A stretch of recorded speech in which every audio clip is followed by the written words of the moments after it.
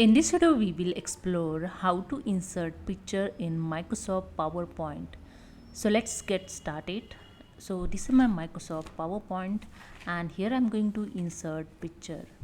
Then go to the insert tab and click on the pictures options. Here you can see the drop down arrow and here to insert picture from this device. So I just click on the this device and I select here the one picture, the flower picture, and click on insert, and here you see the picture is inserted. Okay, now you can easily change your resize the picture.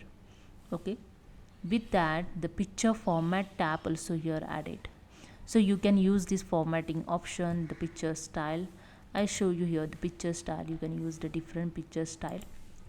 Okay, then pictures border, pictures effect, picture layouts, and you can crop here the easily also. If you want to crop the pictures, you can crop it. Okay, again just click on it, you can see the picture format, and you can use the other formatting option also, the remove background. So if you want to remove the background, you can remove here. So these are the some formatting option available. You can use this one by one to format your pictures. Now you can see I just remove the background, the sea only flower is showing. So this is a way you can edit your pictures easily.